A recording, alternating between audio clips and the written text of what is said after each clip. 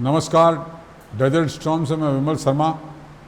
छात्र संघ चुनाव अपने चरम पर है। आज हमारे बीच में है एसबी के गवर्नमेंट कॉलेज के अध्यक्ष पद के अधिकृत प्रत्याशी जसवंत सिंह तेजमालता।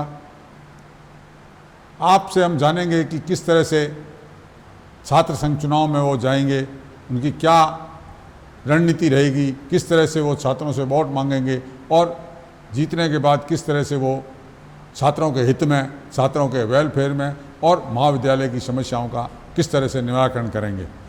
हमारा सबसे पहला सवाल उनसे रहेगा कि आप एबीवीपी के कार्यकर्ता रहे थे, एबीवीपी से टिकट मांग रहे थे, ऐसी क्या परिस्थितियां बनी कि आपको बागी होकर एनएसयूआई की टिकट लेना पड़ा?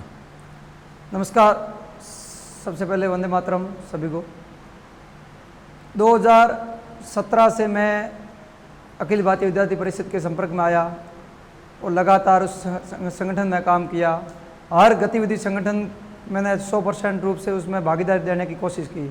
और मैंने महाविद्यालय, क्योंकि मैं एक सामान्य परिवार से आता हूं, तो मैंने उस महाविद्यालय परिषद के अंदर चाहे बाहर सामाजिक क्षेत्र में भी, हर क्षेत्र में किसी दुख सुख में मैंने साथियों के साथ निभाया। और 2017 से मैं लगातार महाविद्यालय के कैंपस के अंदर गांव ढाणी दूर दराज से कई विद्यार्थी आते हैं जिनकी कई समस्याएं होती है, तो उनकी समस्या को मैंने बारीकी से अपनी समस्या मानकर मैंने उनको सुना और आगे अग्रिम पंक्ति के लिए सदैव खड़ा रहा। बात आई 2019 के चुनाव की, तब मैंने अच्छी दावेदारी की। उस समय बड़े भाई डूंगर सिंह दो, तब उनका संघर्ष था काफ़ी 7-8 साल का, तो फिर उनका मैंने साथ दिया और उनके साथ उनका विजय हासिल करने का मुझे भी साथ देने का सौभाग्य प्राप्त हुआ। उसके बाद कोरोना काल से लेकर हर संगठन की हर गतिविधि, चाहे अधिवेशन से लेकर, चाहे अभ्यास वर्ग से लेकर, चाहे नगर बैठक से लेकर, चाहे जिला कार्य समिति से लेकर, मैंने बढ़ चढ़कर उसमें हिस्सा लिया। हर किसी भी प्रकार की मुझे कोई सूचना आती कि आज संगठन की वहाँ बैठक है, मैं तुरंत प्रभाव से गाँव से दौड़ता हुआ जिले की ओर आता। और क्योंकि मैं एक सामान्य परिवार का हूँ, तो मेरे अंदर एक नई चमक उम्मीद थी कि मैं कुछ न कुछ, मेरी रुचि रही हमेशा कि मैं सामाजिक क्षेत्र में जाके कुछ नया करूं। किसी गरीब भाई मेरे जैसे के कई ऐसे दर्द है, उनको मैं अपना दर्द मानकर मैं आगे ला सकूं। बात आई 2019 के बाद मैं लगातार चुनाव की तैयारी करता रहा और लगातार संगठन में काम करता रहा। 2022 के अंदर जब मैंने टिकट मांगा संगठन से, तो संगठन के अंदर ऐसे व्यक्ति बैठे हैं जो अपनी खुद की राजनीतिक रोटियां सेकने के लिए किसी का हक मार देते हैं। मुझे संगठन से कोई विरोध नहीं था। संगठन के ऐसे कोई नामचीन व्यक्ति है जो अपनी राजनीतिक, अपने स्वार्थ के पीछे उन्होंने किसी का हक मार दिया, तो ये कतई छात्र शक्ति बर्दाश्त नहीं करेगी। आपने संगठन के लिए काम किया, आपने टिकट मांगी, नहीं मिली, आप एनएसयूआई से खड़े हो गए। अब चुनाव में आप जाएंगे छात्रों के सामने, तो आपके क्या मुद्दे होंगे, आपको छात्र क्यों वोट देवें? देखिए साथियों, सर्वप्रथम मैंने नज़दीकी से देखा कि बड़े लोग इस महाविद्यालय के अंदर जातिवाद के नाम पे, धर्म के नाम पर ऐसे करके युवाओं को बगला कर अपनी राजनीतिक की रोटियां सेकने का काम करते हैं। सर्वप्रथम मेरा यही रहेगा, क्योंकि हम एक सीमावर्ती इलाके से है, हमारे अंदर एक राष्ट्रभक्ति का अगर जोश, अगर जुनून उमड़ता है तो इस भूमि से उमड़ता है, क्योंकि हमेशा सैन्य शक्ति में हमारे योद्धाओं ने अग्रिम भूमिका निभाई है। तो हम भी यही सोचे कि हम एक है, क्यों किसी धर्म के नाम से, जाति के नाम से, हम सब मानव है, इंसान है, तो आपस में हम सद्भावना रखें, क्यों किसी के प्रति हम द्वेष की भावना रखें। तो मेरा सर्वप्रथम ये रहेगा कि सब हम एक है, सभी को मैं मिलकर, ये जो जातिवाद का जो जहर घोलने का काम करता है, तो मैं इन कुशक्तियों को मैं समाप्त करने का काम करूंगा। आप जातिवाद को नष्ट करने का, जातिवाद प्रथा जिस तरह से उसको कम करने का प्रयास करेंगे। अब आप ये बताएं कि अगर आप ये चुनाव जीत जाते हैं तो छात्रों के लिए क्या करेंगे?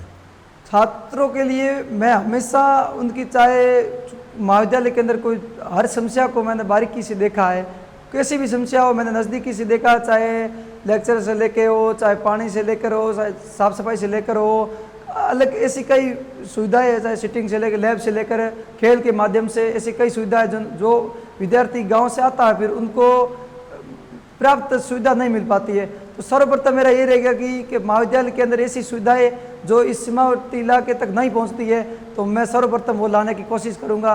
और जो बाहर की स्मार्ट सिटियों के अंदर, जो बड़े बड़ी यूनिवर्सिटी के अंदर जो सुविधाएं उनको मिलती है, तो मैं 100% कोशिश करूंगा कि मैं इस जैसलमेर के लिए मैं कोशिश करूंगा।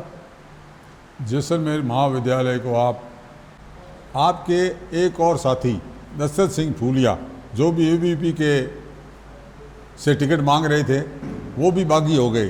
तो क्या आपने, चूंकि वो निर्दलीय तौर पर खड़े हुए, तो आपने उनको मनाने की कोशिश की थी क्या?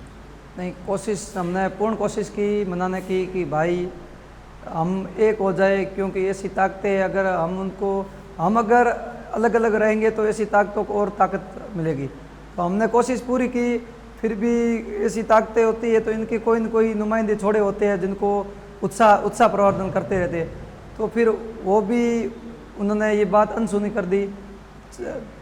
उसके बाद हमने कोशिश तो पूर्ण की, पर वो इस राजीनामे के लायक नहीं, मैं समझे नहीं। चलो कोई बात नहीं, आपने प्रयास किया, मगर आपके साथी चूंकि वो भी चुनाव लड़ रहे हैं इसलिए वो नहीं माने। अब एक अंतिम सवाल आपसे कि छात्र राजनीति एक ऐसी राजनीति है, इस राजनीति को, कॉलेज के चुनाव को, यूनिवर्सिटी के चुनाव को पूर्ण राजनीति का प्रवेश द्वार माना जाता है कि यहीं से आपको कई ऐसे उदाहरण हैं। जैसलमेर की बात करें तो डॉक्टर जालम सिंह रावलो जो जोधपुर यूनिवर्सिटी के प्रेसिडेंट बने, उसके बाद में वो विधायक बने। इसी प्रकार बाड़मेर की बात करें तो हरीश चौधरी जोधपुर यूनिवर्सिटी के प्रेसिडेंट बने, फिर राजनीति में आए।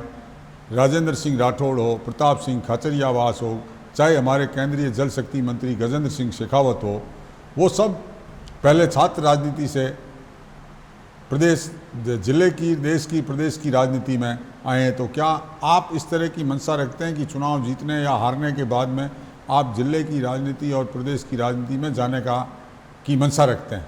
देखो, अभी मैं मेरे भाई साथियों छात्र शक्ति की आवाज़ को सुनता हूँ, उनके जो समस्या होता है उनके निराकरण के लिए मैं अग्रिम पंक्ति में खड़ा रहता हूँ। तो मुझे आगे स्वार्थ मुझे नहीं देखना है, न कभी देखूँगा। जब भी छात्र शक्ति की बात या छात्र भाइयों की बात आएगी, क्या उनके हक की बात आएगी, तो मैं उनके लिए अग्रिम पंक्ति खड़ा होने की पूरी कोशिश करूँगा।